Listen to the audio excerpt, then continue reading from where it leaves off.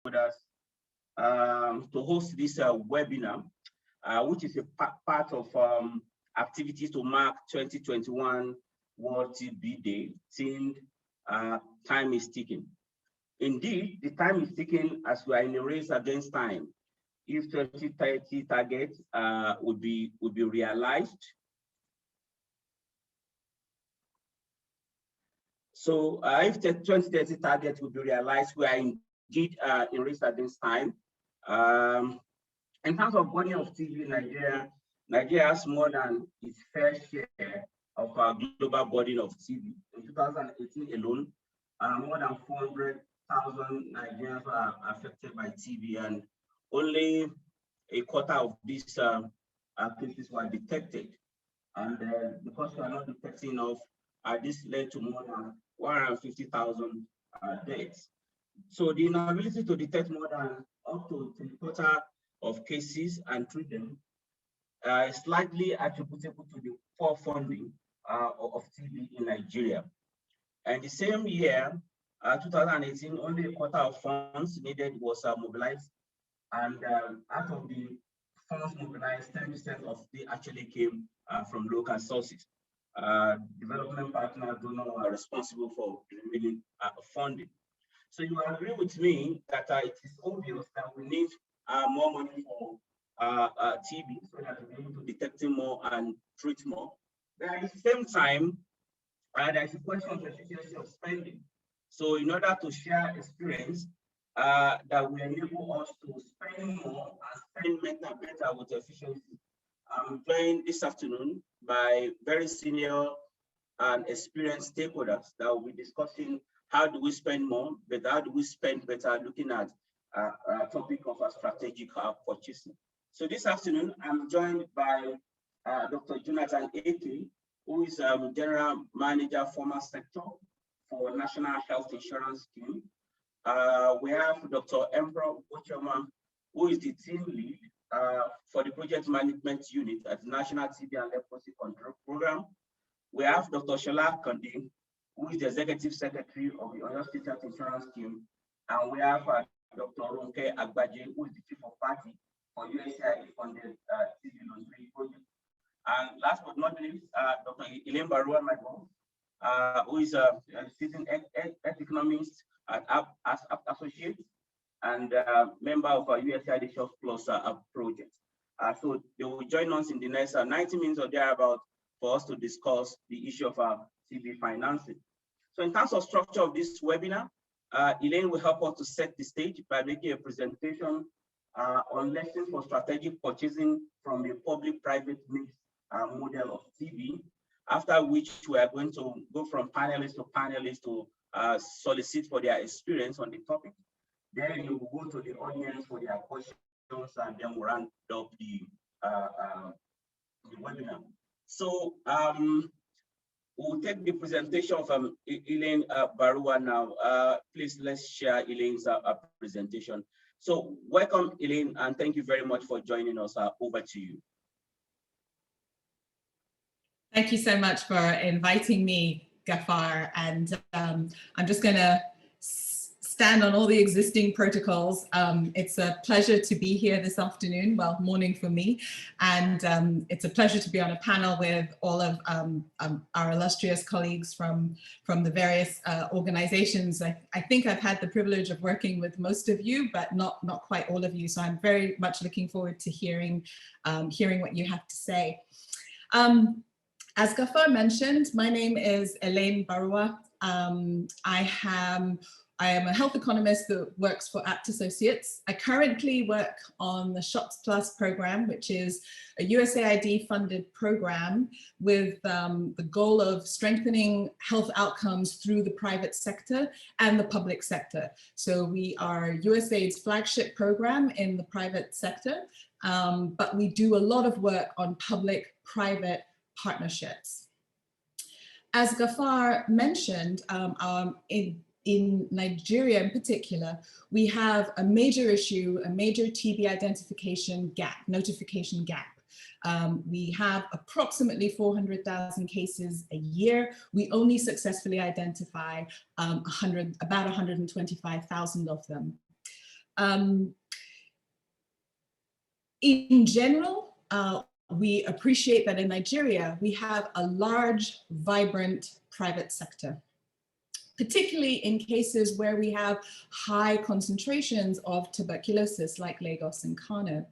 Historically, our TB programs, not just in Nigeria, but in many countries, have tended to be very focused on service delivery through the public sector.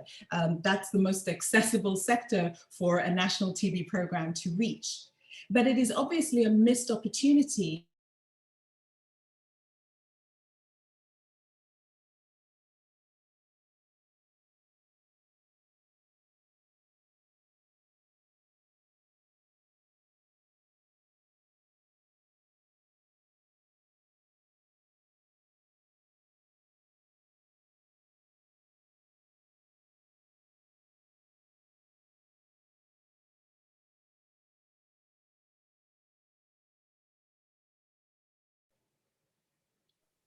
Sorry, the slide we showed now. They are okay, no problem. I'll just okay, yeah. No worries. I'll go ahead anyway. The slide will show in a moment. So it is not that the private sector has not been engaged previously at all in Nigeria. Many previous programs have trained the private sector, have trained private providers, but there are a couple of unexplored avenues. One, I think we have to recognize that the private sector is not the public sector. They're private for a reason. They have different incentives, they have different motivations, they have different processes. So it is not enough to just train the private sector to screen and test and diagnose and treat TB. You have to work with them in that environment. Therein, I think, lie some important lessons for strategic purchasing, particularly strategic purchasing by a public body like a state-supported health insurance scheme. And so on the USAID Shops Plus project, we learned from our sister project in India about this public-private mix model that uses a multi-cater network to increase TB screening, TB notification. If we could just put the slide in presentation mode and move to the next slide.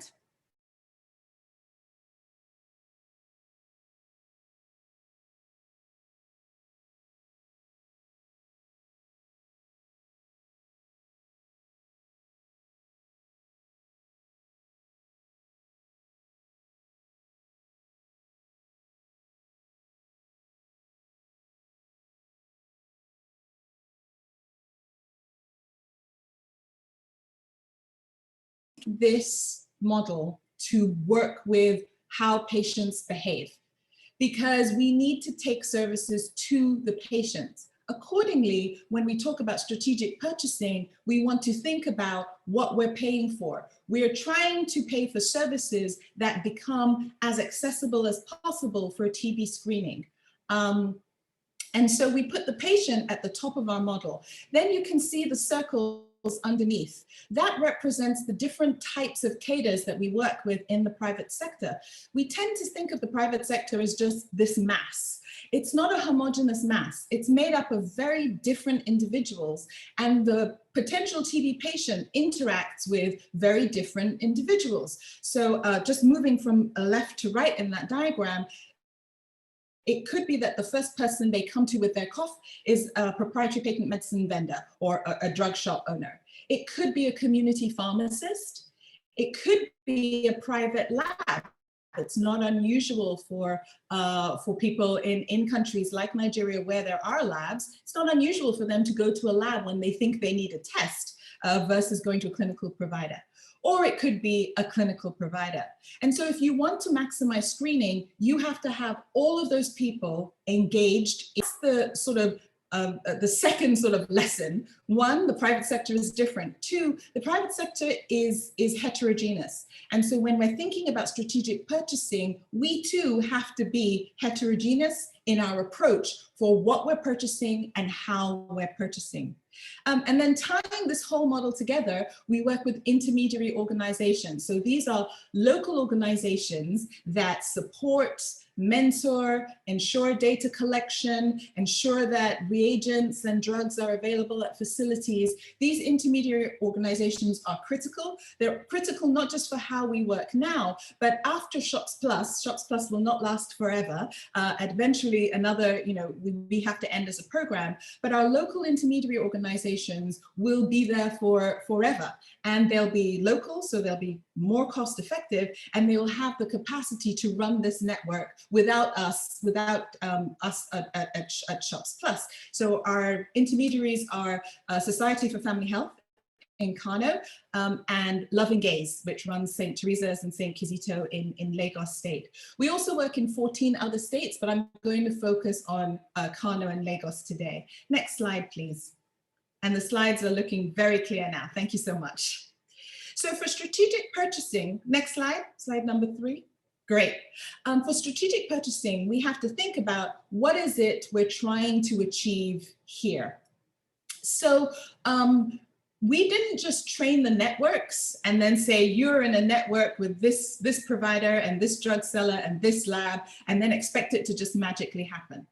Because it doesn't work that way, certainly not in the private sector. There are things we have to do to encourage this model to work. So on the left, what we have is the support from the National TB Program. So the National TB Program has provided reagents to laboratories, has provided microscopes to laboratories, has purchased a gene expert machine that sits in the private sector in Lagos. And then of course, the National TB Program provides all the drugs and supplies the drugs to private providers to make this model work. On the right, we, on Shots Plus, we reimburse for tests because tests have to be paid for.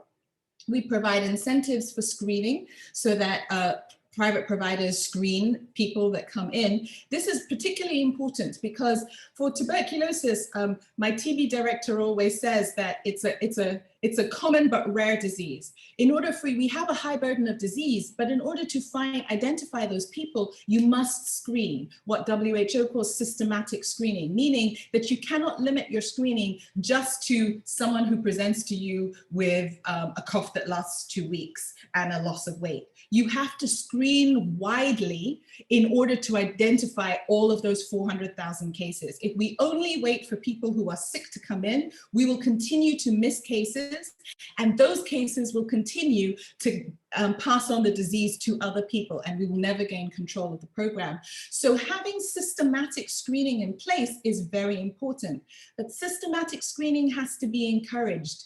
It might be the case that in the public sector, you can just say, screen everybody who walks through the door, but you can't do that in the private sector. A drug shop seller, it is not his business and it is not his job to screen everyone who comes through for tuberculosis. It's his job to sell commodities to the person who comes through the door. So you have to work with the processes that your private providers have in place.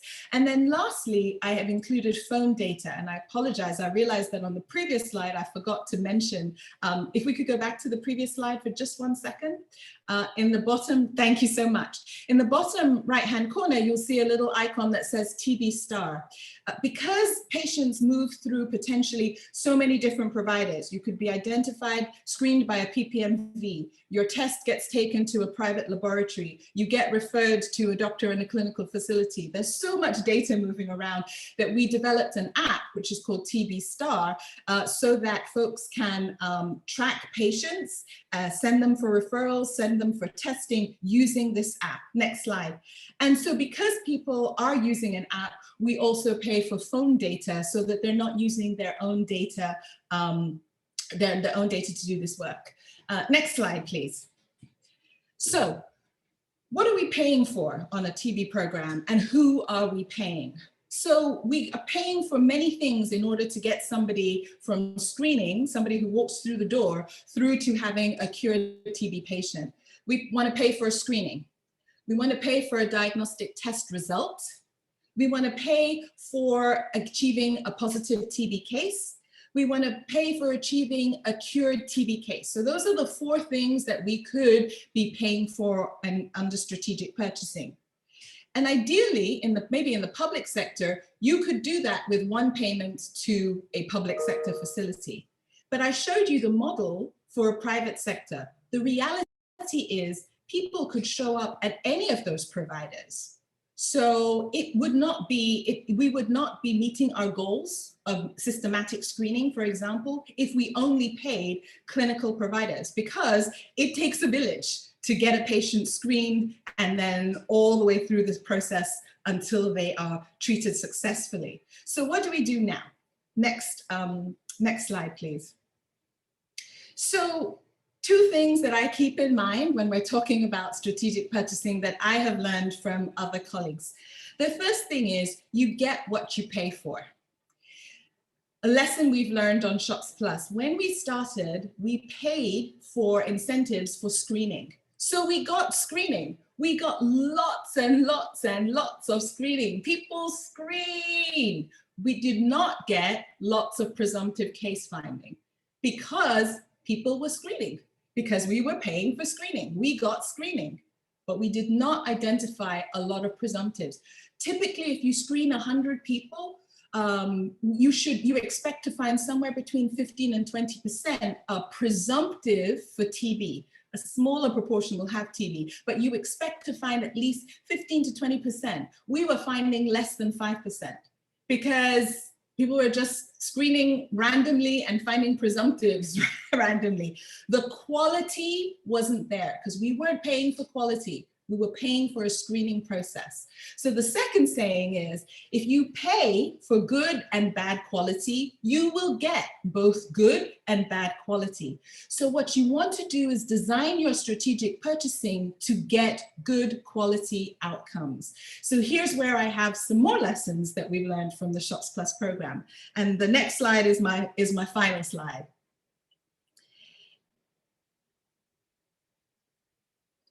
So what you want to do is pay for the outcome that you want, not the process output. So I'll say that again. Pay for the outcome that you want, not the process output. So for example, you could pay for a screening, but don't pay for screening. Pay for presumptives that turn out, that get tested. Pay for presumptives that get tested, or pay whenever they find a positive TB case. That incentivizes people to screen appropriately and with good quality so that they're identifying genuine presumptives. That will encourage people to actually ensure that their clients get referred for testing, because you can't identify a positive TB case unless they get tested. So by paying for a positive TB case, you incentivize the provider to do all of these things. And under our model, we only pay for screening.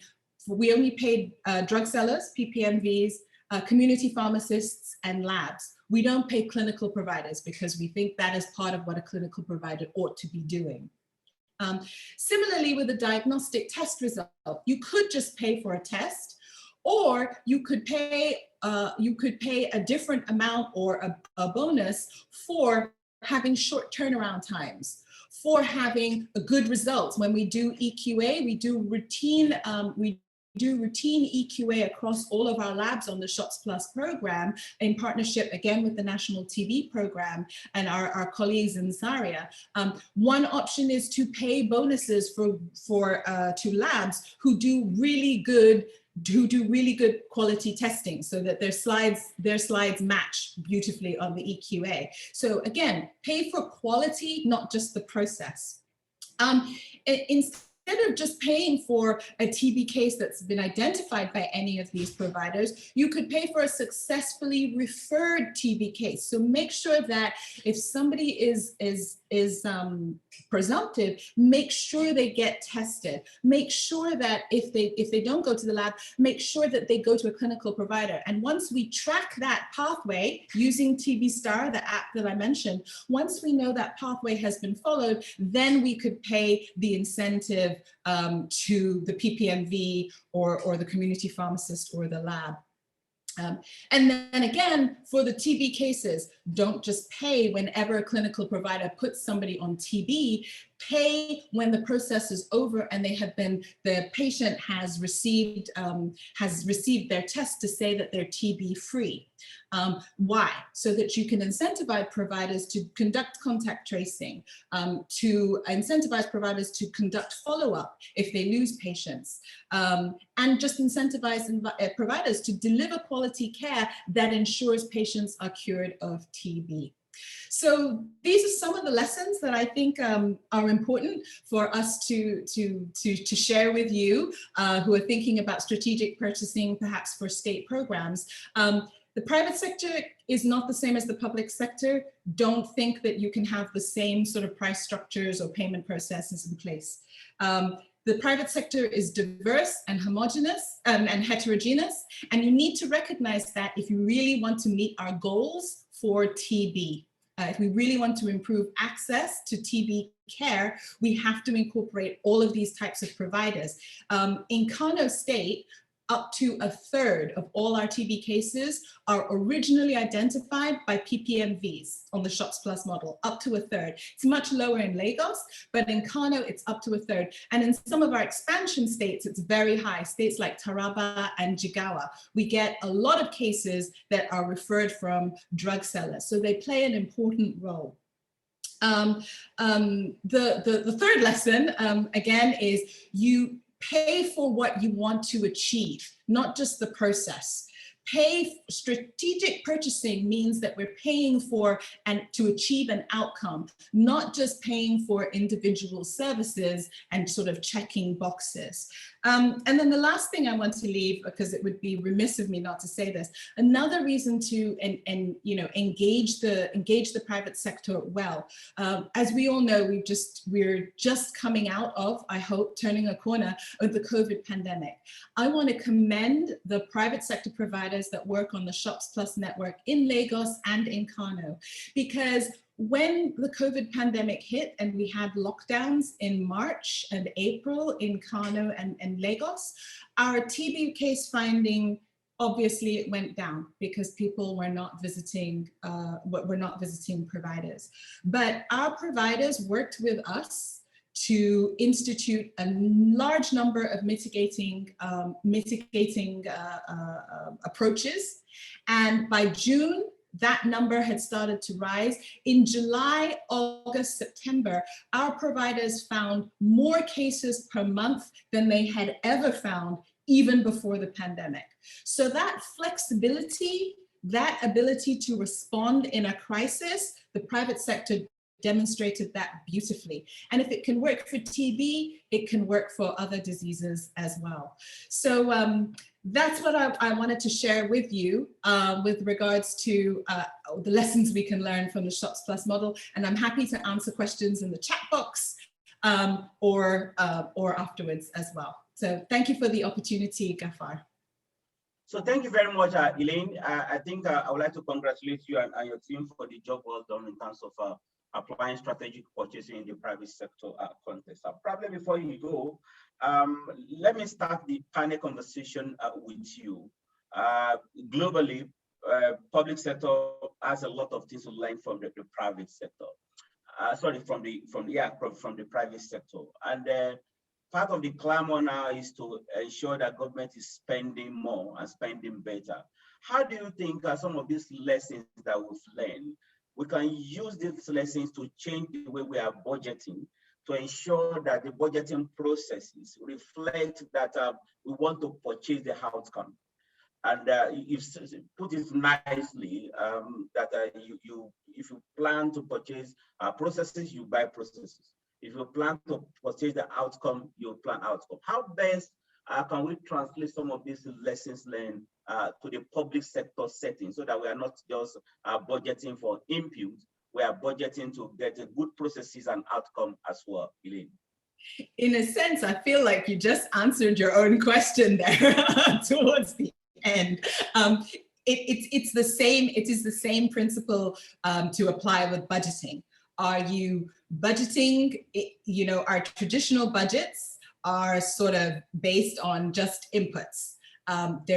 we don't budget, or we don't always budget for outputs, even in the public sector. So the question is then, how do we budget for outputs in the public sector? I would say the first thing we need is data. If we're not looking at our data in real time, where are we finding cases? Where are we not finding cases? For the National TB Program does a lovely job in Nigeria of looking, because we see the results at the zonal level. We see the results of where we're finding cases at the state level.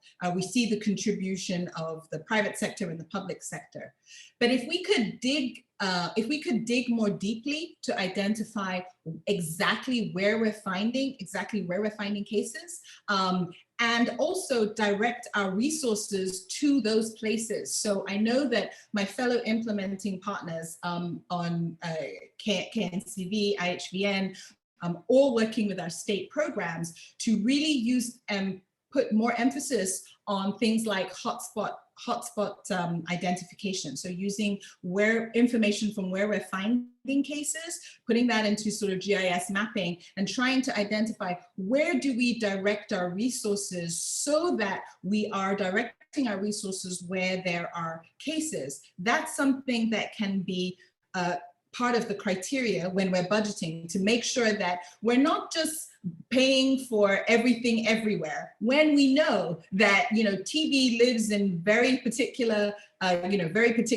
dense communities, etc., densely populated communities. So I would say the first thing is the use of data to direct our resources. Secondly, we must realize that having our traditional thinking in public sector is everybody gets everything. But that's not the case, particularly with TB, because it is not it's not necessarily a widespread disease. So we need to focus our resources more, use our data to focus our resources more specifically on where they will do the most good. And the third thing, to be frank, we need to learn to work with the private sector as well. You know, even the people who come to the public sector at the primary care level, they tend to go to, for example, PPMVs or community pharmacists. They tend to go there first. We have to build relationships and be prepared to engage them. And I mean engage them financially and budget for it. It may be much cheaper than you think it is. There's always a perception if we go to the private sector, it's going to be very expensive, but it might not be. If we haven't explored that opportunity where how we can engage, for example, community pharmacists around primary healthcare centers, it might cost less than we think. So again, maybe that's back to point number one, we need more data. But there's different ways that we could think about allocating our resources for tuberculosis more strategically, so that we get more for our money. Great, thank you very much, Elaine. I think what I'm getting clearly from this conversation is that we need to move towards more of a program-based budgeting, where our money will be following key results, and we use evidence for budgeting rather than old processes where we are more input and focus. And so thank you very much, Elaine. I think we have a lot of things to learn from the private sector, so that I will do things differently going forward. So let me quickly go to the national program now. The national program is the custodian of the policy environment for Nigerian TB response. I hope Dr. Emperor is still there. So Dr. Emperor, please unmute yourself. I want to ask you specifically, I'm very sure the national program has a strategic plan for TB, and included is the financing part of this as well. So I'm very sure there's a domestic resource mobilization strategy. Can you give us an overview of the domestic resource strategy in terms of mobilizing additional money and spending the money better? And let's see how it resonates with what Elaine just told us. Over to you, Dr. Emperor. Okay, thank you. I hope you can hear me. Loud and clear, Dr. Emperor. Okay, thank you so much. It's very key and critical that we understand that globally, one of the key challenges that TB has faced over the years is actually resource mobilization.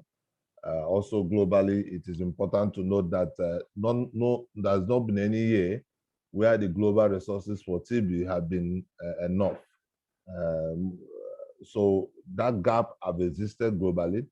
Now, bringing it down in country, Nigeria is one of the countries with the least number of resources that are generated, domestic resources generated for TB intervention. And that's been a very big key problem for the program.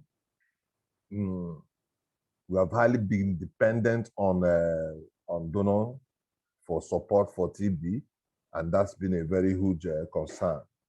Now, looking at that, and one of the key strategies, we have actually worked out some key things over the years, trying to attract more resources to TB program.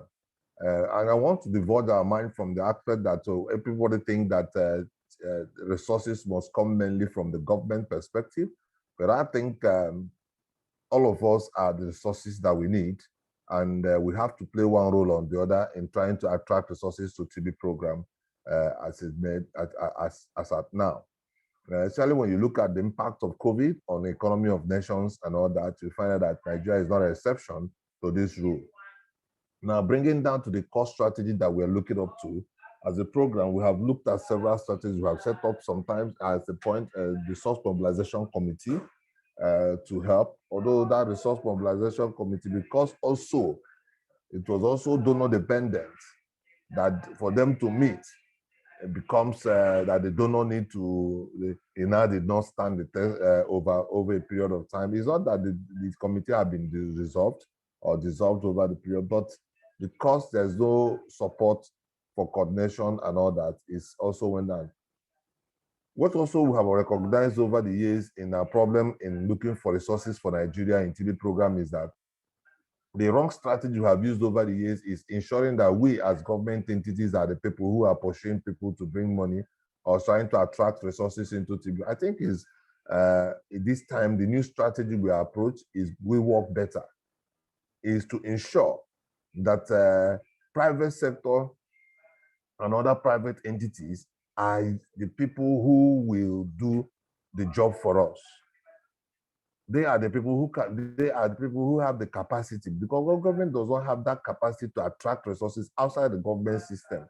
Even in government system, sometimes you require externals to come to the government system to talk for you, for the big people in the government to understand the resources, the requirements, and also what your needs in the system. So one of the key strategies we are working out currently with USAID is to ensure that we have people who can support us to build our capacity to also generate resources in country, not just from government system alone, but from private sector, which is very, very key.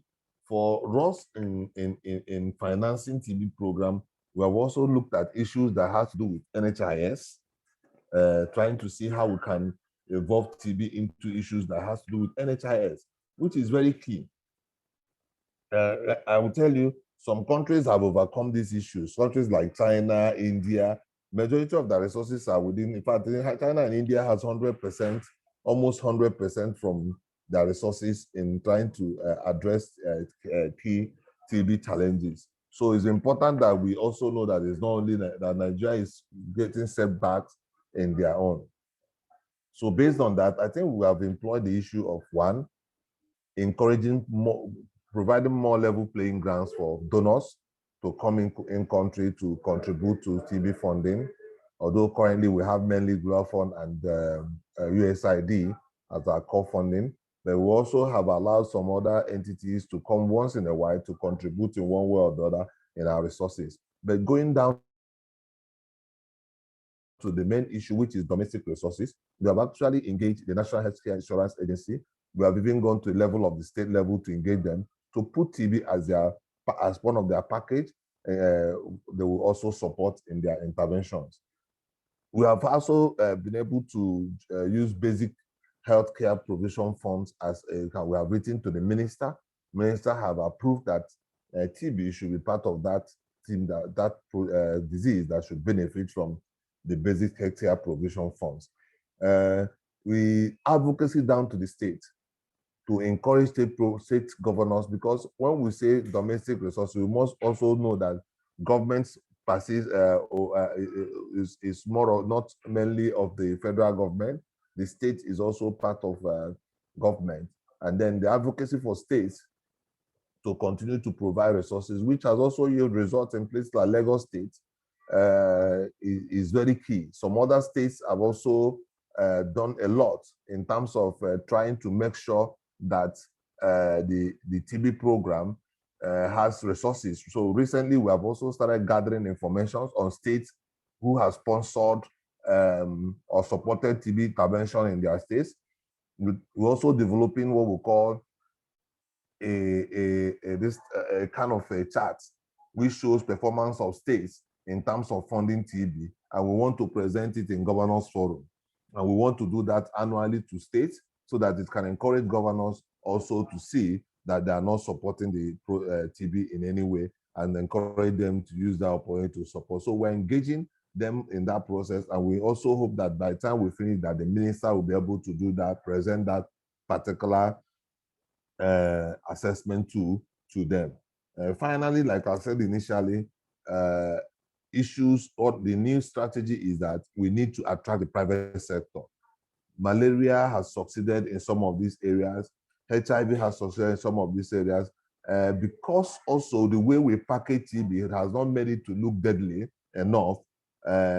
We find out that because when we want to, one of the things that we have lost the strategy in terms of is us as government that go to request for this.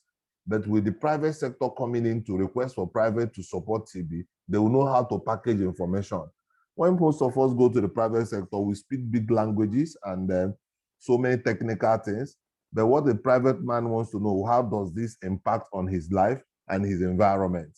And if we can able to package information that can actually make them look at that this thing is costing life and look at how they can be affected in one way or the other, they will also invest that. So I think with all these few strategies we have mapped out, engaging the private sector, national health insurance scheme, basic healthcare provision funds, co-financing by the state government and all that, I think we will go a long way to achieve that domestic improvement. Thank you so much.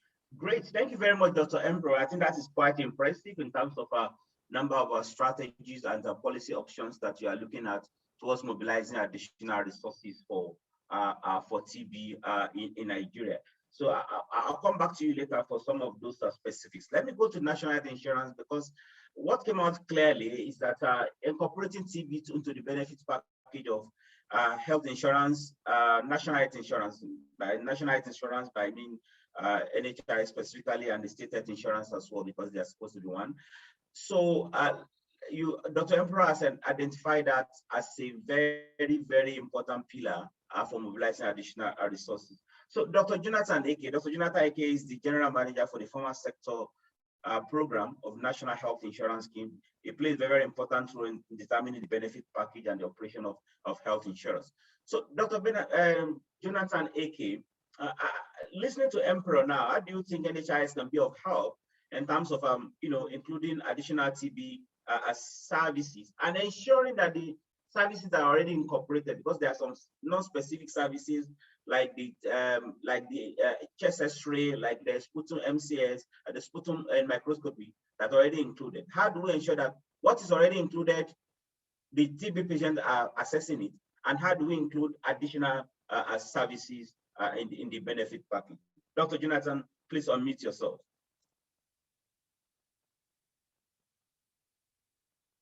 Hello, Dr. Jonathan. Please unmute yourself here. You're on mute.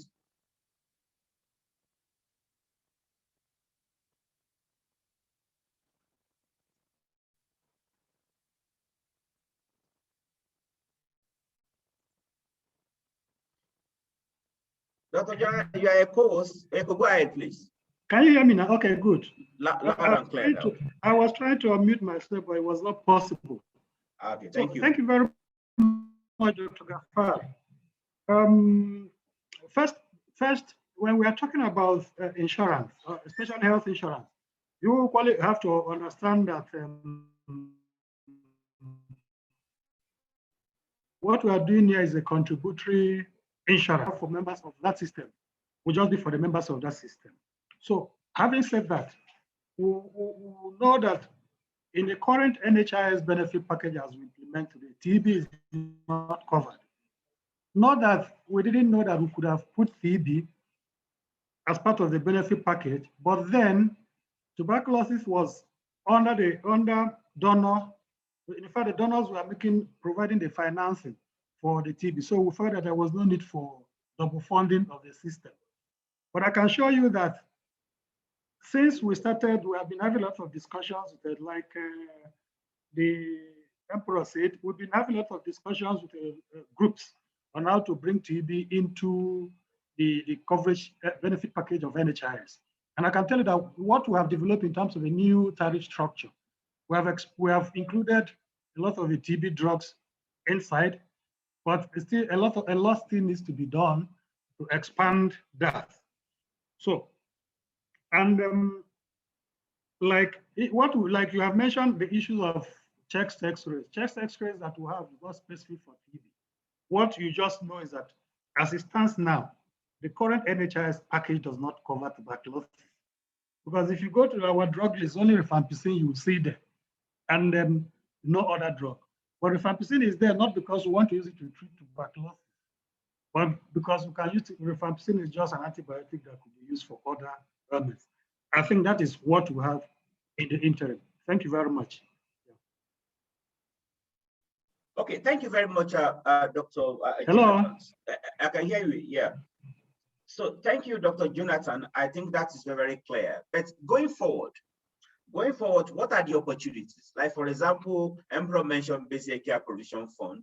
The other time I check a benefit package of a Basic Care Provision Fund, I think they put something around TB. I don't know whether it's specific for drugs or not.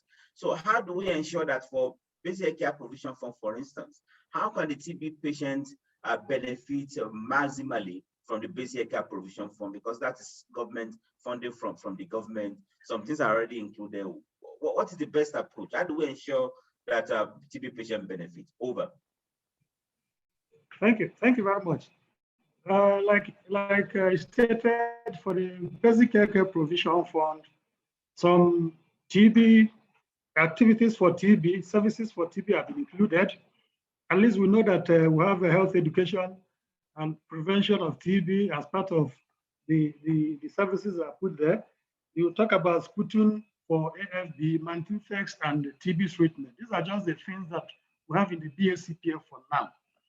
But coming to CIO, when you're talking about getting TB people to benefit, under the BACP, we are not profiling people and say these are purely TB patients. Enrollment into the Basic Care Provision Fund is based on what we call the social register, right? Or people who are captured within what we call the National Bureau of Statistics or some state-sponsored means of targeting. So if you find your name under any of these data or these databases, you can register and you have tuberculosis, it will be taken care of. But not that in the process of enrollment, that people will be going out hunting for people with tuberculosis to register. No, it's not the way it is structured. If peradventure that anybody with tuberculosis is supposed to come inside and be registered or enrolled into the Basic Care Provision Fund, it will be covered. You know the way NHIS and the way the Basic Care Provision Fund runs, the way the payment system, the capitation for the primary care and the fee for service for the secondary services, that is the same way the payment system is structured under the Basic Care Provision Fund for that. So thank you very much for now. So thank you very much, Dr. Jonathan. This is very, very exciting. And the good news from what you've just said is that a number of states being supported by USAID funded TB Loom 3 project, they are looking at the strategy to ensure that TB patients are actually captured in social register. And I was very happy when that initiative started. Lagos is at the forefront looking at how do we ensure the nexus? Because the truth of the matter is that statistics show that majority of TB patients are actually poor. So they are qualified to be on the social register. So Lagos, Ogun, Oyo, I think they are championing that to ensure that TB patients are on the social register. And I think if Emperor is hearing that, I think is an approach that the national program could look at and learn from what USAID TB Loan 3 project is doing, because they are actually, and it's very promising, especially in Lagos, to some extent in Ogun and your state as well. And thanks for letting us know. I think if you could leverage on that as much as possible to provide opportunity for additional funding for TB. So thank you, Dr. Jonathan. So let's go to the state level now. We have Dr. Shola Konde, who is the Executive Secretary of the Oyo State Health Insurance Scheme. Is very, very passionate about using health insurance to improve funding for TB. So Dr. Shola, are you still there? So if you are there, Dr. Shola, I want to find out from you, how best do you think we can use state health insurance scheme to improve funding, to improve case detection and treatment for TB? Dr. Shola Konde. Please unmute yourself, Dr. Shola.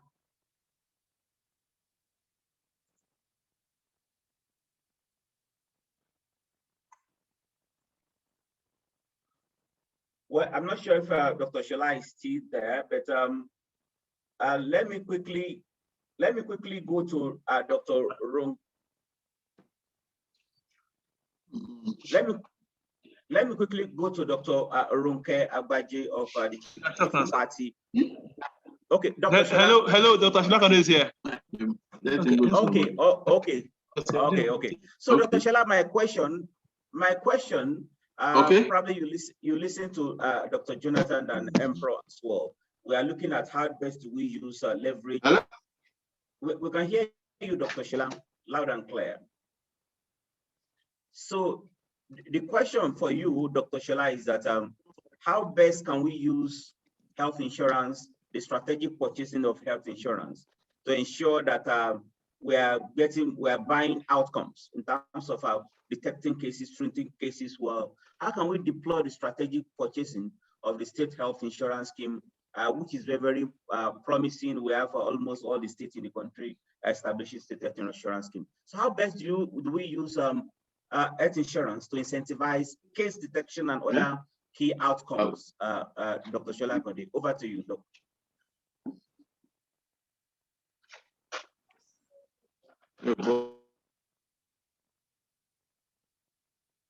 Dr. Shola Konde, are you there?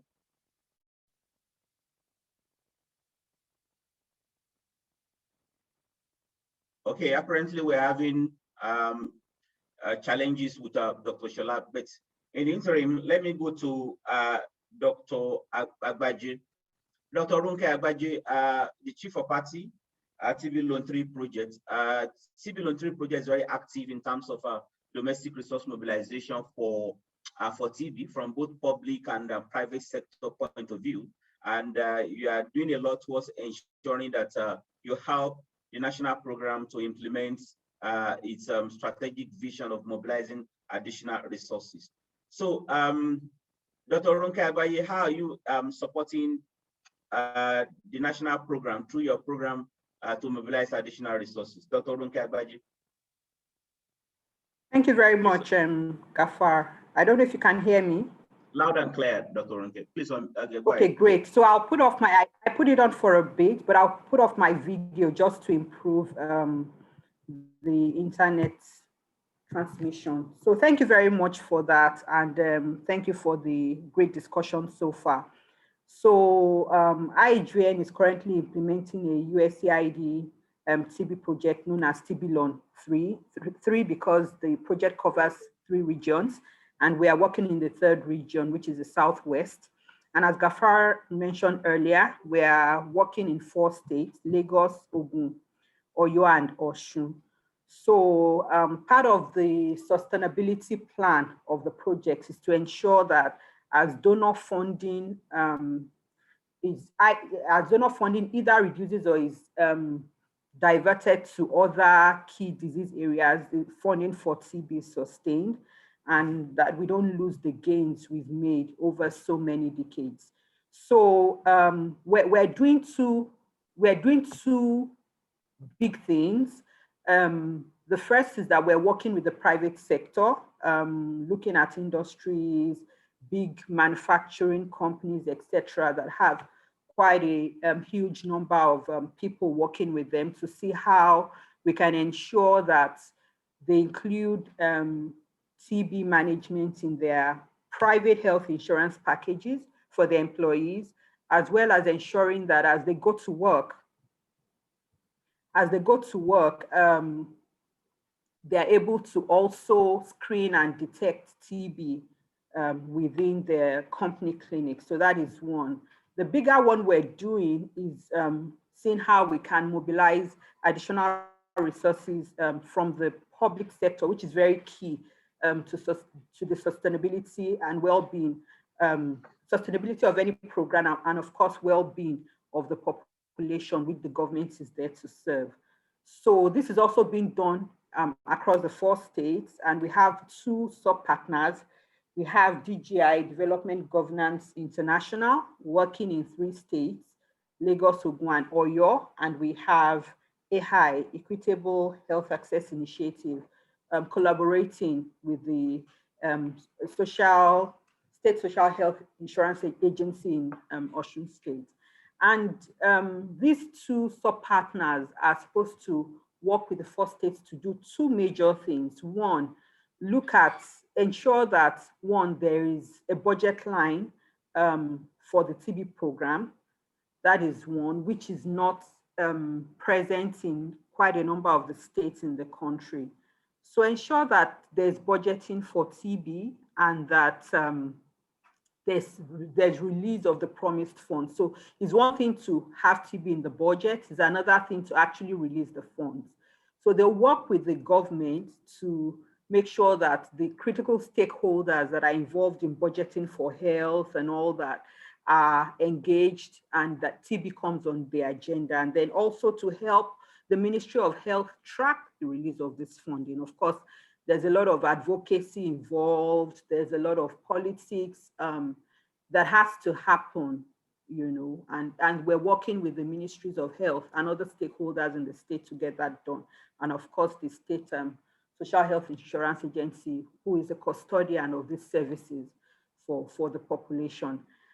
And then the other thing we are also doing is to see how, as the states develop their social health insurance packages, to ensure that TB is also included.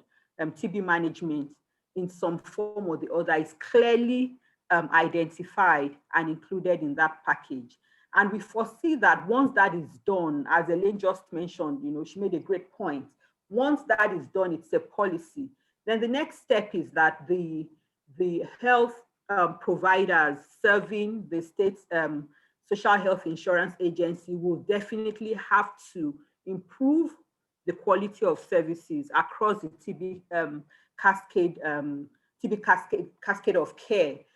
So they have to make sure that one, these services are available, and then they improve the quality of those services. And of course, the social health insurance agencies have quality management units that will look into that. So that is what we are working on. So far, of course, some states are ahead of others in the maturity of their state social health insurance schemes, but we are working with them to get to the end point of ensuring that TB, which is a social issue actually and a major public health issue, comes on the agenda. Over. So thank you very much, Runke. I think that is very, very impressive. And let's see, as time goes by, probably there will be more result and success story, a lot of things to learn. In the interim, Runke, are there immediate success stories you want to share from this approach you just described?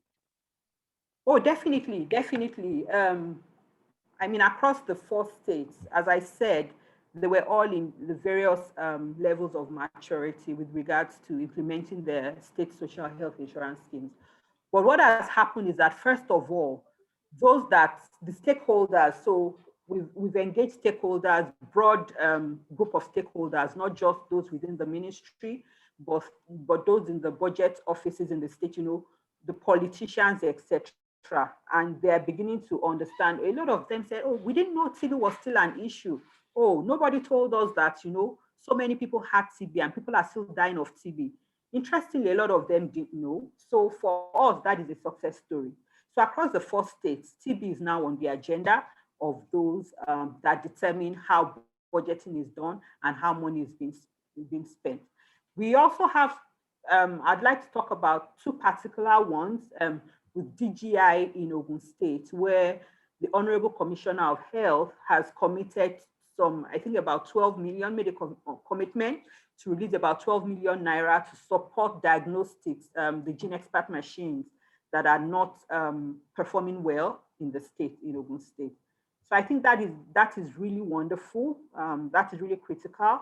The government is stepping up. We've seen the government step up for diseases like Ebola, you know, COVID-19, etc. But to actually see the government stepping up to say, look, we are going to put our money where our mouth is concerning TB. Now we recognize that a lot of our people, you know, have this issue and we are all at risk. So we're going to put money in it. So that is one case success story. Another one is with regards to my engagement in Osun State, where the government actually pledged to install a biosafety cabinet in their main state hospital laboratory to improve the safety within the state. And they committed some money to that as well. They've made that pledge. If they've not, I think they have released that money to get that job done. So those are few success stories I can talk about. Great, thank you very much, Ronke. That is very, very helpful. I hope we can build on those commitments, translate commitment to action, and the money will be spent efficiently to be able to get the desired outcome. So I don't know whether Dr. Shola Konde is back. Dr. Shola Konde, are you there?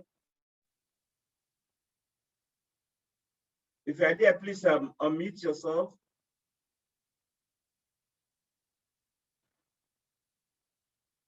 Okay, why Dr. Shola Konde is still trying to get the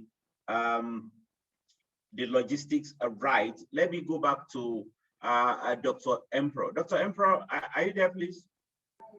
Yes, I'm present. Okay, thank you very much, Dr. Emperor. So you spoke extensively in terms of how to mobilize additional resources from both public and private sector. You emphasized the need for private sector to support the national program to be able to better advocate for improved funding. What you are doing with NHIs, the basic care provision fund, and we just discussed that there is a massive opportunity there, especially if we're able to get TB patient on the social registrar. But the other side of the coin is the efficient utilization of the resources. We talk about more money for TB, but at the same time, are we going to get more results for TB? So what is the plan in terms of value for money, in terms of, you've listened to Elaine, a lot of strategies around the best way to get the results. How do we ensure that even when we mobilize this additional money from public sector, from private sector, we are getting value for the money we are getting? Are we going to change the way we budget for TB? What exactly do you think the national program is looking at in terms of value for money, additional money mobilized? Over to you, Dr. Emperor. Okay. All right. Thank you so much. It's good to know that one of the key concerns of everybody, even the national program in terms of resources, is to ensure that we all become accountable for whatever we have or whatever we receive from everybody. And that's been our major goal over the years. And that's one of the reasons we are entrusted with the Global Fund grant to manage, because we have also shown that we can actually manage resources and be able to provide results or result-oriented pattern. If you look at the current Global Fund grant, we are actually doing incentive-based funding. Even though we are in charge of the public sector, we are actually doing incentive-based funding. Now, what is the incentive-based funding? Is that ensuring that whatever we pay for what you do, not paying for what you don't do. Looking at what Ellen said, meanwhile, I want to thank her for that wonderful analysis of how resources are being spent, especially for the private sector. But we have also, because I was also part of this preparation for the Shop Plus model, it was also this idea, we have brought it into the Global Fund grant, even in public sector, where people are not being paid or funds are not being released for people because they are on the bench doing the job, but now based on what is the quality and the volume of work you are doing. And that's why we're saying that accountability becomes very key for us as a program. One of the things we are doing is to ensure that there's open accountability process where resources are allowed to go into the right hands. Most of these resources are not managed only by government alone. We also have entrusted some of them in the private sector, which also there's high confidence in what of the private sectors can do. IHGN is one of our principal recipients for Global Fund grant. What is the idea? The idea is to make sure that wherever you have capacity to implement, you implement based on results orientation or result-oriented funding, not based on what you are doing. And this cross across even for the people, the sub-recipient for Global Fund grant. Let me give you an example. We're looking at what Ellen said recently. In the current Global Fund grant, what are we doing with the community entity? Initially, we used to pay for housing, for office to office, for their transport, for their running around, everything they're doing, we are paying for it. And then we give them pay for staff salary and also give management fee. But in this current grant, what are we doing? We are looking at result-oriented pattern. And what are we using now? We are paying them for number of cases enrolled into services, number of presumptive enrolled that identified that had TB tested for, and that has shown a difference. Now, what do you see people? People are not giving you just list of presumptive cases. They're not giving you a list of those who are tested, and that is what you're paying for. So you, like she said, you must start looking at how do we pay for results.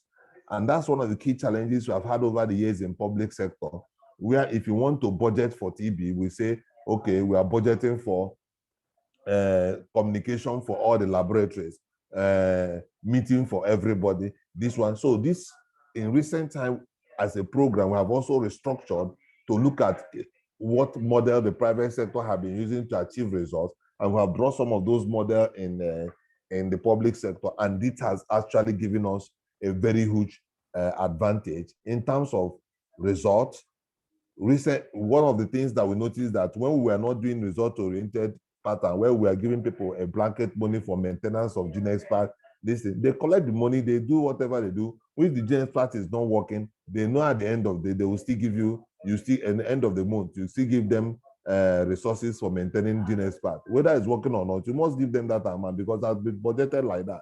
But now, what are we doing? For every test you do that comes out with the results, not every test you do, the one that comes out with the results, we are paying you a certain amount of money for it. And what has that resulted to? It has resulted to now, even when GeneXpert breaks down or the module breaks down, the people who say they cannot upload the document needed for GeneXpert repairs and module replacement are now doing it by themselves because they know they require that resources to maintain what they are doing. So they are being paid, not based on they are sitting on the bench, but based on how much tests they were able to do. And now in the last few weeks, months, we have noticed that our testing rates over a period of time has also increased drastically. Now, what am I trying to say? The reason what I'm trying to pass here is that even we as government have to change our budgeting pattern, and we have already started rolling that in our system, and the result is already showing. People should be paid on the result and the outcome of what they are implementing, not actually on what, because they are sitting on the bench. So whether they do it or not, even sometimes people don't come to work and still you give them money for running cost of the GeneXpert, and they will still collect it because they won't say no. So that's what we are saying. What we are saying is that everybody must direct his payment into the outcome of the interventions we are doing. And this is what even we as government are promising everybody who is going to contribute. We are not, even sometimes, if it's to procure GeneXpert, we give you direction on how to procure. We are not expecting that as a private person that you want to give us money. No, there are some strategic things we have listed out that in the private sector, you can help us to procure and install and do that so that that trust can be there. If we say, okay, we need a multi-level lab, what we can give you is the budget for multi-level, the design for multi-level lab, give you the standard for the multi-level lab. You just, if you feel that's what you want to support, you use your resources and go and help us to install it. What we can do is to monitor what you are doing to make sure that it meets the standard that we require. You must not give government the money, but you can invest in several places in TB, and then that is still resources coming into the process. So what two processes: result-oriented strategy, allowing people to invest by selecting exactly some of the areas in the national strategic plan where they want to invest, and they put down their money and use it to do by themselves, and then we'll acknowledge what they have given to us. And so many partners have done that, like our Abame partner and the rest of them. So this is one of the key strategies, and overall is that we must make sure we have accountability process and also ensure that people are paid, receive resources for what they are doing, not for what sitting on the bench, but the result and outcome of what they are doing. Thank you so much.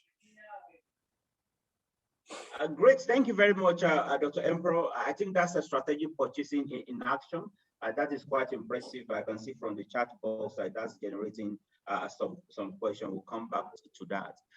Let me quickly ask you a follow-up question with regards to that.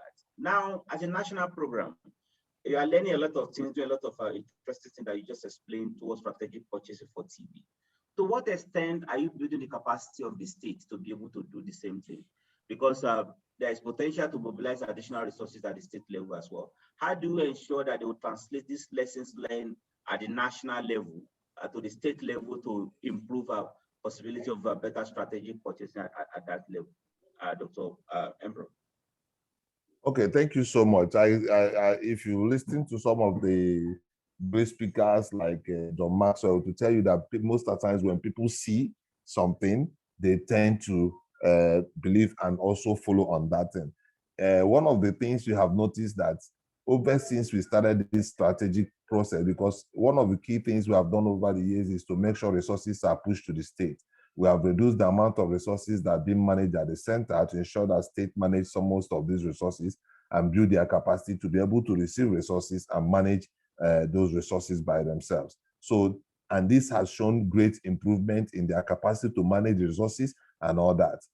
Then when you look at this incentive-based funding that we are doing, it is clearly managed by the state with the resources we are giving them.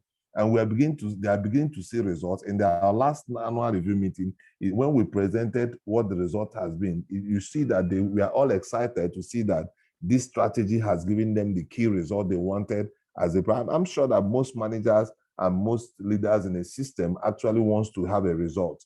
And when you showcase what they see, they get, yeah, there are challenges, but one of the key things we have done over the years is to show them that this can work, one, and we're also building in some of our trainings now, we have started building result-oriented management pattern where they can use. And this have been initiated in a state like Anambra State. Anambra State now provides award for the local government supervisors who have done well over the quarter in trying to improve their case finding. And because of that, they have seen that people are now going extra mile to make sure that they implement the strategy they have instructed to do.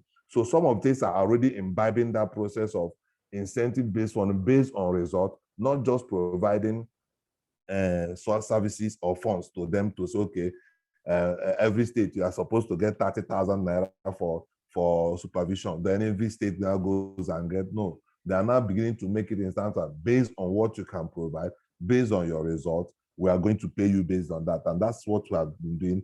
And we hope that it translates more to other states. And we have also made it that Anambra State have come to present that before their colleagues. So some of the colleagues, like in the states like Ebonyi State, also trying to adopt that process. Rivers State, we are discussing with Rivers State on trying to adopt some of this process. And I hope that will also go a long way to cause changes, even when they get their local funding from their government. Thank you.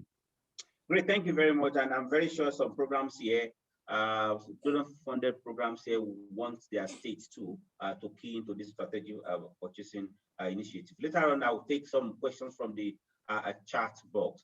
Our time is fast spent. We want to go to the audience now, but before I do that, I want to, for the last time, I want to find out if Dr. Shola Akande is there. Dr. Shalakade, if you are there, please unmute yourself. Okay, now, so let's go to the audience. Please, okay, there are two things. If you want to use chat box, please put your question there. And you can also use the hand raising function to indicate intention to speak. Then we'll mute you to share your experience. So please use hand raising function to make contribution. But while we are doing that, there's a question for you, Dr. Emperor, in the chat box. Is from Dan Onyeje, and the question is okay. Start with accolade. Dr. Emperor, good to hear your program is employing some element of performance-based funding. In your program experience, how responsive have the public facilities been, considering nearly all are not financially autonomous? Is that question clear, Dr. Emperor? Response of the facilities.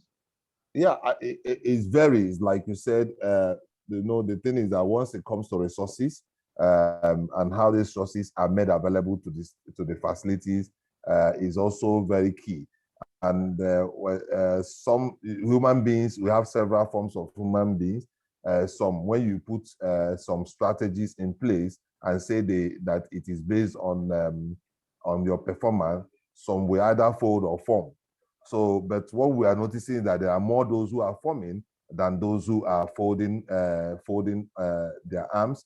And some of the things, we have also done some key analysis to see how we can convince and attract some of these people to understand that they can get more from this process and this kind of approach. I give you an example.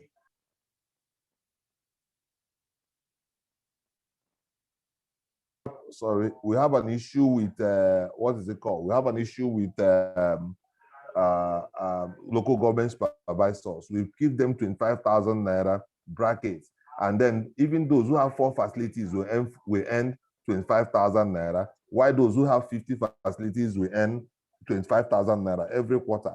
In the last few years, what have we done? We have done is that we now provide you resources based on your facility, and we provide you 1,500 based on your facility. Now, what you find out that those who have been saying there is no facility for them to open more treatment centers, are the people bringing out the list of the sites for them to open more, because they know the more sites they have, the better they are funding. They have more funds to them. So they now find out that during the meeting, that when they come to me, they have 4. They go home with 9,000 naira, 6,000 naira for having 4 facilities, while those who already are expanding and have 30 facilities are going with more money. So they now decided by themselves that they are now the people telling you, we have facilities to expand services to. So the response, as far as I'm concerned, the response for those who understand the principles are high.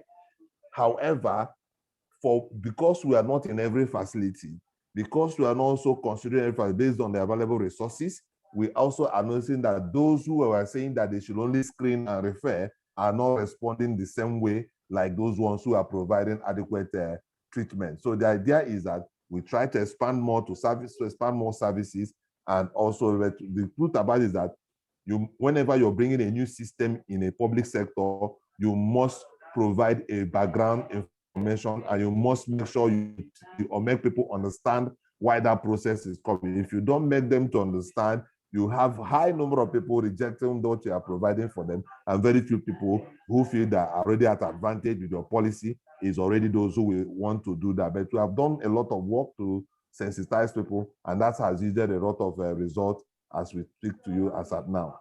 Thank you. So thank you very much, Dr. Emperor. Another question, probably one way or the other, you must have addressed part of it earlier on.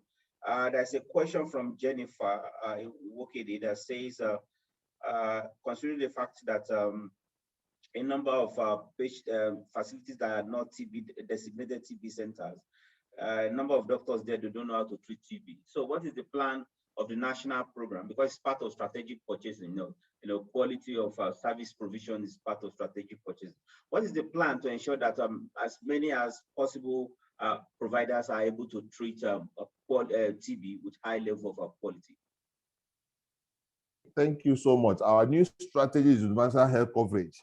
And in that is TB universal health coverage, so that everywhere you walk in, you can have access to TB care.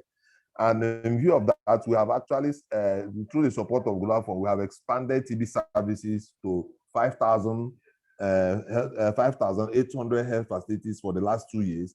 And we intend to expand to another 5,000 in the next 1 year. And what are we doing? We are actually trying to provide electronic means of information. We are using some strategic ways to make sure that people have access to understand TB treatment. One, engaging professional bodies. We're already engaging professional bodies, trying to provide some technical support to professional bodies. We are expanding TB services. We are also making sure that in every place, advocacy is meant at the lower level, so at the primary healthcare development agency, so that every training that is done for the whole primary healthcare facilities, that TB is part of that training. We have given them a module for TB, and that is also helping to ensure that TB is always everywhere there is a primary healthcare training for disease entities.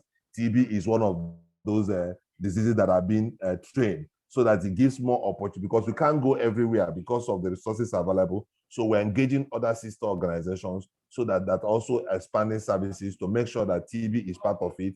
So we are actually, this is one of the things we are doing. And for us, we think our engagement with the primary health care will give us more results than any other process we are going to use, because they are in charge of almost 80% of the whole facilities in country.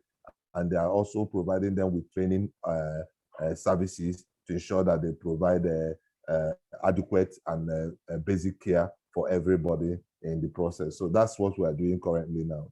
Thank you. Okay, thank you very much, Dr. Emperor. Very, very impressive as well. So let me quickly go to Dr. Jonathan, then I'll go back to the panelists to round it up. Our time is fast spent and I want to stick to the 90 minutes duration. So there's a question from Peter from USAID to Dr. Jonathan AK. Is worried that we are not including TB in the health insurance benefit package because it is donor funded. For a couple of reasons, that is not sustainable. And even with donor funding, we are only detecting only 25% of the cases and treating only 25, leaving 75% out of it. How do we ensure going forward now, that we're able to include for more TB services? What help does NHIS need? Is it in terms of support to do actuarial analysis of what, or to do advocacy?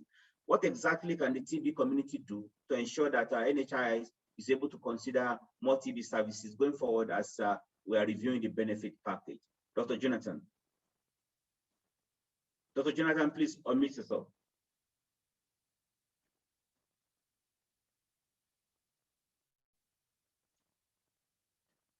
Please unmute yourself, Dr. Jonathan.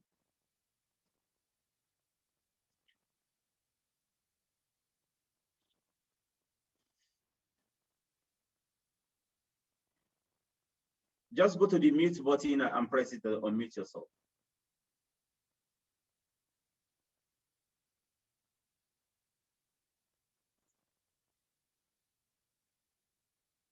Okay, as Dr. Jonathan is trying to unmute. Okay, I've unmuted. I've done that. Okay, go ahead, sir. Yes, I've succeeded in doing that. Yeah. So the thing, like when I was making my initial comments, I found that so far we have started thinking about including TB services within the NHIS benefit package. At the initial part of NHIS, we didn't do that because we didn't want to double fund TB. And like I said, even if we add TB treatment within NHIS services, it is only limited for those who are enrolled or who are contributors to NHIS. So it brings us to the issue of talking about universal and mandatory insurance to see that we expand the coverage base or the population coverage base of NHIS, because it is only then that, and when I talk about NHIS, not just, I don't mean money coming to NHIS, people coming. The state health insurance, I think it's one thing, one national health insurance scheme with the state health insurance people performing their own roles. Because if you look at what we did, when you go to the original guideline for state health insurance to come on board, one thing we stated there is that the basic package of the minimum, in fact, the minimum basic package of any state health insurance shall be the basic minimum package as developed for the basic care provision fund. If you go there, it's there. And deliberately, we decided to bring a benefit package that can be used by all the state health insurance schemes to run their state health insurance, even for the formal sector and everybody. That's why we picked the benefit package of the Delta Health Insurance. And that is what we used and modified it and added tuberculosis following the advocacies that were made to the minister, tuberculosis treatment. Meaning that if the state health insurance can go back to the original integration of benefit package integration, we would have achieved much, so much in terms of integrating TB into the benefit package within the system. Because if all the state health insurance systems adopt the basic minimum package of healthcare as their standard benefit package, you will see that everyone will have something about tuberculosis in it. That is one way for us to go. Because even if NHIS sits like this and begins to cover only the people that it's supposed to be covering, the impact in terms of TB and everything will not be much, because it's only for those people that are enrolled in the NHIS. So one thing, and fortunately, we have made a lot of progress. Like I said earlier, it is working towards universal health coverage with health insurance, so that we will get everybody on board. We will now look at when we bring a large base of people that will cross-subsidize whatever we have. It will not become easier and more cost-effective to introduce a lot other services within the NHI benefit package, including TB. Even people are even talking about bringing in HIV. We started talking about that already within the system. But I know that when you talk about HIV today, you're already talking about taking away the uncertainty, which is the basis for insurance, out. Because once you get an HIV person into the system, once you get anybody out of it, it means that that drug, the person will continue taking it. It's just like this way we are talking about TB. Once if somebody is diagnosed with TB, he continues taking the drug until he gets treated. But the good thing is that a TB patient can be treated and get healed. So that is one thing that we want to say. The state health insurance, we need to go deeply and see how we can get them. And fortunately, I saw the benefit package of Bonny State, and I saw issues that have to do with testing and the TB diagnosis, which is a starting point. But I think they can do a little bit more. And one thing we can do is to begin to get them for us to look at the basic minimum package of health services, which can be a standard benefit package for all the state health insurance schemes. And that will be the beginning, and we would have achieved a lot. So let me stop here for now. Thank you very much. Yeah. So thank you very much, Dr. Jonathan. I think it's heartwarming to know that through the route of state health insurance scheme, it's possible to expand inclusion of our TB services into the benefit package and other approaches that you've mentioned. So, so there's a question for Dr. Ronke Agbaje from Jennifer Anti. And the question is that, of course, it starts with accolade, but the question is, have you been able to use PPM? By PPM, I guess it means a public-private mix approach under TB Loan 3 to get additional private facility, including community pharmacies and drug shops involved. Yeah, so I think that was the question. Sorry, so the question again, let me take it.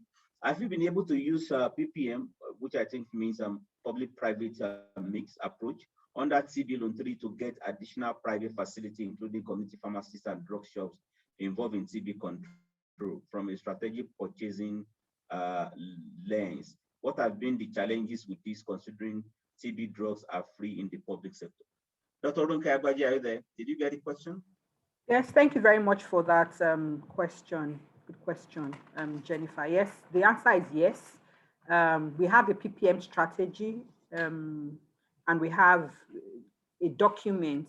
Basically, it's still a living document since we're learning as we go along the way. So we have a national document that guides how we engage the private sector. Yes, under the TB Law 3, we've engaged additional private providers. You know, we have 2 big private sector grants in Nigeria. We have the Global Fund PPM grant, for which IHVN is the principal recipient, and then we have the Shops Plus, which is being implemented by Apps Associates. So wherever these projects are yet to reach are those that we're engaging, so that we're not double funding. So yes, we have some numbers coming in from more private sector, both facilities and community level providers. And we have a broad range of community level providers. As Jennifer mentioned, we have the community pharmacies, we have the PPMVs, patent medicine vendors. We have some other groups that people tend to overlook. We have the traditional birth attendants. We have the community health providers. So basically what we do is that when we get into a community, the question we ask is, where do people access health services? Where do they go to pay for health services? Whether it's the religious mission houses, etc. So we go there and engage them to ensure that all those that they are attending to also receive TB services. So that is one. So the other thing is that according to, and I must really give kudos to the National TB Program for opening the scope for TB, for recognizing the fact that the private sector shouldn't be left behind, because large number of the population go there to access services, and then to embrace the different types of providers. So kudos to the national program, and it's the increasing numbers of TB cases that are being found is evident to that decision. So according to the national guidelines, the different cadres of providers provide different types of TB services. So for example, you have the PPMVs, the community pharmacists, and all those other community private sector providers having their capacities built to be able to screen all their customers for tuberculosis, and then to link them up to diagnosis, and then eventually to TB treatments if the customers, if the tests come out positive. So right now, we're not engaging them to provide treatments. We're just, you know, building their capacities to be able to screen all those that come to them for TB services. And then we create a linkage. So they already know that if this person is presumed to have TB, we can call this person, this other person, to come and take the samples and then follow up on the results. And if the results are positive, they are linked to this facility for TB treatment. So we do that in a hub and spoke manner. We have that already set in place. And then for some of them are also able to, you know, provide treatment support. So they're able to follow up with those TB patients in their community to ensure they are taking their medicines, etc. So that is the system we have in place. And everybody knows their role, you know, they know the role they're supposed to play. As we engage them, we make these roles very clear. Over.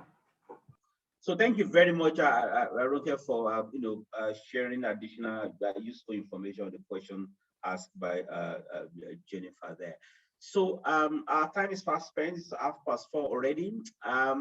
So we'll be rounding up. So let me ask Dr. Emperor, from the national program point of view, what are his final thoughts with regards to this very impressive conversation we've had on strategic purchasing. So in your own opinion, Dr. Emperor, what next in terms of improving your strategic purchasing for TB nationwide? Okay, thank you so much. For me, I think this is something we must hold on to and run with. We also have to expand the scope to involve more people, and we need the support of entities as a government. We need support of entities that has the capacity to support and also to push this process, because government, we need some people to help them to support, to broker and some of the areas we need to do. And for every funder, we are also telling everybody that we have everywhere, there is a big space to accommodate whatever we want to do. And we also ensure you that you have a very good accountability. And with all these result-oriented processes, we ensure that we achieve and ensure that Nigeria is a country free of TB by the next few years to come. Thank you. Great, thank you very much, Dr. Embro. So on this note, I would like to thank each and every one of us for the participation. First and foremost, I would like to thank the panelists, a lot of useful contributions so far. We've learned a lot from Elaine in terms of how strategic purchasing work in the private sector setting. There are a lot of things we need to bring into the public sector. But in the public sector as well, Dr. Emperor has been able to share with us a lot of great things, strategic purchasing related things happening within the context of the Global Fund and the public sector there. I think all of us, we have lessons to learn from that. And we've listened to the National Health Insurance Scheme in terms of opportunity for better inclusion of TB in health insurance, especially at the level of the state health insurance scheme. What do we need to do? We really need to engage as much as possible to provide technical support to ensure that the state health insurance scheme are better able to include TB in the benefit package. We've listened to Ronke as well, the great thing that TB Loan 3 is doing, multiple approach, looking at public sector, private sector, budget advocacy, inclusion of TB in health insurance. And I think we need to better strategize and synergize, to ensure that all these key lessons that we are learning, we are translating those lessons into action. So on our own part, we are going to pull all this together to produce a technical brief, which we'll be sharing as soon as possible, because I think there are a lot of lessons that we are learning that we'll need to put together and use them and translate them to action. So for the audience, I would like to thank you for the attention. I discovered that since we started, only very few people dropped off. That shows that you find it useful.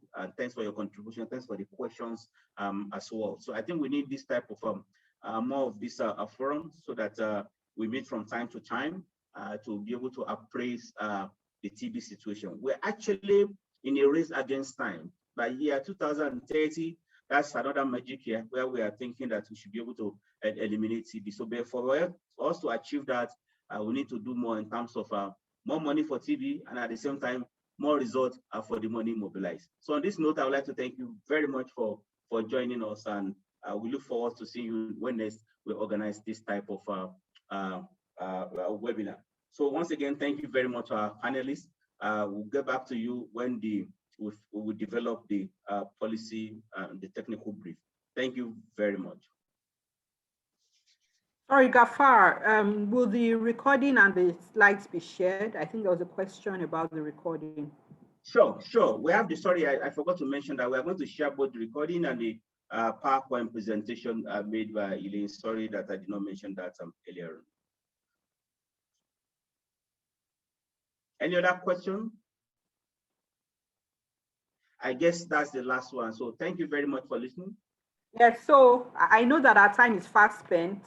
There's a comment that Elaine made, a long comment. It's something that we need to really think about and brainstorm, outside this forum. So I just wanted you to take note of that comment so that we can really talk about it at some other time. Sure. Thank you very much, Ronke. So any other comments, contribution that probably any important question that I missed in the chat box? But having said that, a number of accolades for the panelists as well in the chat box from Antimoji and many other participants. So I agree with you, Ronke. We will discuss further. Thank you. Bye. Okay. Thank you. Bye.